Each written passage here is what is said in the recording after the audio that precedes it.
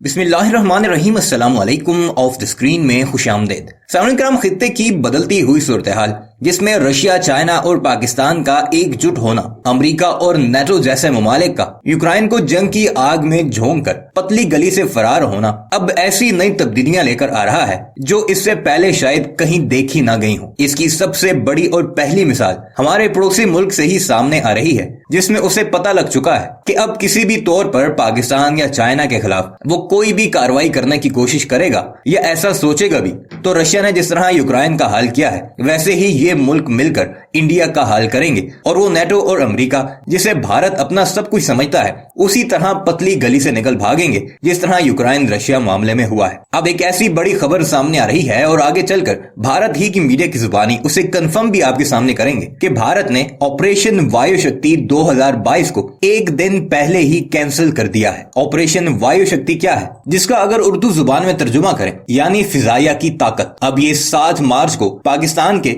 Punjab border के राजस्थान इलाके के पोखरान के सहरा में होना था, जहां पर भारत ने एटमी तजर्बा किया था। आज से 3 साल पहले भी ऑपरेशन वायु शक्ति के नाम पर भारत ने अपनी फिजाइया की ड्रिल की थी और उसके फौरन बाद बालाकोट में भारत की तरफ से पाकिस्तान में दरअंदाजी की गई थी। अगर आप भारत का मीडिया फॉलो करते हैं तो गुज़श्ता चंद दिनों से भारत ऑपरेशन वायु शक्ति की बढ़ के पाकिस्तान के खिलाफ मारता नजर आ रहा था और इसमें यह कहा जा रहा था कि भारत के सबसे जबरदस्त और एडवांस लड़ाका तैयारे राफेल भी इसमें शरीक होंगे। उसके अलावा सैकड़ों की तादाद में हेलीकॉप्टर्स और एयरक्राफ्ट शामिल होंगे, जबकि खुद नरेंद्र मोदी और भारत के डिफेंस मिनिस्टर ने इस मिलिट्री ड्रिल को जाकर देखना था, लेकिन नरेंद्र मोदी की तरफ से अचानक इसे बंद करने का ऐलान कर दिया है और भारत का मीडिया खुद हैरान है। और आगे चलकर आपको वीडियो में भी दिखाएंगे कि किस तरह भारतीय हैरान परेशान ये खबर देते नजर आ रहे हैं कि बगैर किसी वजह बताए हुए ऑपरेशन वायु शक्ति 2022 को, जो कि 7 मार्च को होना था, एक दिन पहले ही रद्द कर दिया है। भारतीय मीडिया एंकर खुद ये बताते नजर आ रहे हैं कि इसके पीछे सबसे बड़ी रीजन पाकिस्तान ही है,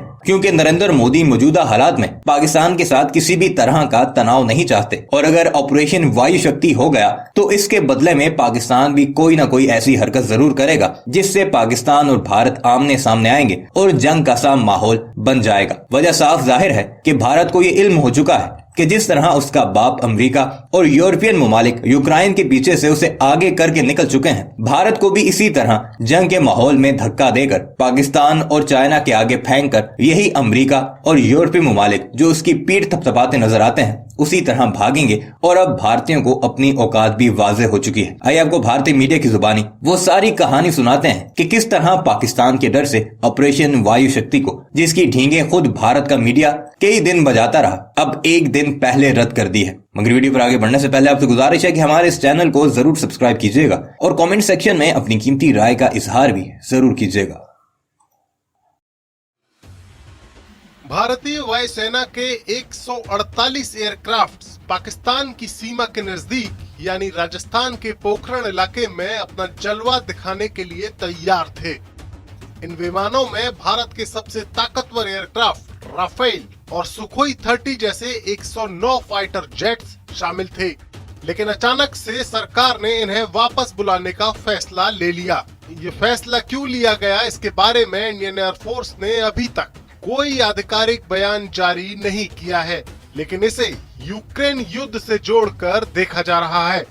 दरअसल भारतीय वायुसेना ने पोखरण में युद्ध के लिए अपनी तैयारियों के शक्ति प्रदर्शन के लिए ऑपरेशन वायु शक्ति की योजना बनाई थी, जिसके लिए तमाम एयरक्राफ्ट पोखरण पहुंचकर रिहर्सल भी कर रहे थे।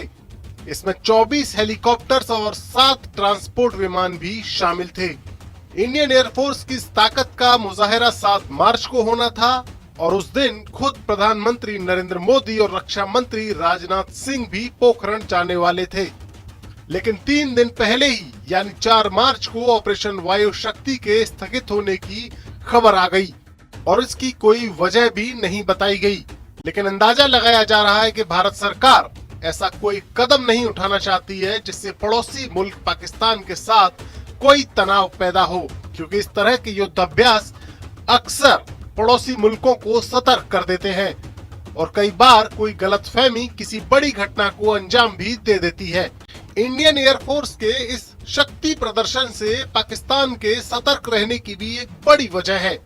दरअसल इसी तरह का एक शक्ति प्रदर्शन यानी ऑपरेशन वायु शक्ति 3 साल पहले भी आयोजित हुआ था। 16 फरवरी 2019 को पोखरण में ही इंडियन एयरफोर्स के फाइटर प्लेन्स की गरज से आसमान गूंज उठा था। ये अभ्यास पुलवामा में हुए आतंकी हमले के ठीक 2 दिन बाद हुआ था और इसके 10वें दिन इंडियन एयरफोर्स ने पाकिस्तान के भीतर घुसकर बालाकोट में जैश ए मोहम्मद के ठिकानों पर बमबारी की थी, जिसके अगले ही दिन यानी 27 फरवरी को पाकिस्तानी एयरफोर्स के साथ इंडियन एयरफोर्स की डॉग फाइट भी हुई, जिसने दोनों देशों को युद्ध के बेहद करीब ला दिया था और पाकिस्तान को अपने कब्जे में आए भारत के फाइटर पायलट अभिनंदन को रिहा करना पड़ा, जिसके बाद ही वो तनाव खत्म हुआ था। हालांकि सरकार या वायुसेना की ओर से ऑपरेशन वायु शक्ति 2022 को स्थगित करने की कोई भी वजह नहीं बताई गई है और न इसके स्थगित होने की ही कोई आधिकारिक जानकारी दी गई है, लेकिन इतना साफ है कि इसकी वजह यूक्रेन युद्ध ही है। एक कयास ये भी है कि इंडियन एयरफोर्स की इस वक्त की पहली वरीयता यूक्रेन में फंसे भारतीयों का रेस्क्यू ऑपरेशन है। बहरहाल यूक्रेन में जारी युद्ध एक हफ्ता बीतने के बाद भी थमने का नाम नहीं ले रहा है और पूरी दुनिया की इस पर नजर है। रूसी सेना लगातार आगे बढ़ती जा रही है और अमेरिका समेत नाटो ने भी ये साफ कर दिया है कि उनकी सेनाएं इस जंग में नहीं उतरेंगी। वजह साफ है कि कोई भी देश ऐसा कोई कदम नहीं उठाना चाहता जिससे इस युद्ध की कोई छोटी सी चिंगारी दुनिया के किसी दूसरे हिस्से में भी फैले और ये युद्ध विश्व युद्ध में तब्दील हो जाए। अब सवाल ये है कि ऑपरेशन वायु शक्ति को स्थगित करने का फैसला इसी सोच के तहत लिया गया है या इसकी कोई और वजह है। I think in the briefing you would have been told that we started off in 1953 at Faridabad Tilpat range, which now no more is active because of so much development there. With firepower demonstration, it started getting called Iron Fist, Live Wire, Iron Fist, and then Vayu Shakti. Let me tell you, Air Force looks forward to this event, especially our younger pilots and ops crew, because it is not just a showcase of Air Force's operational or combat prowess,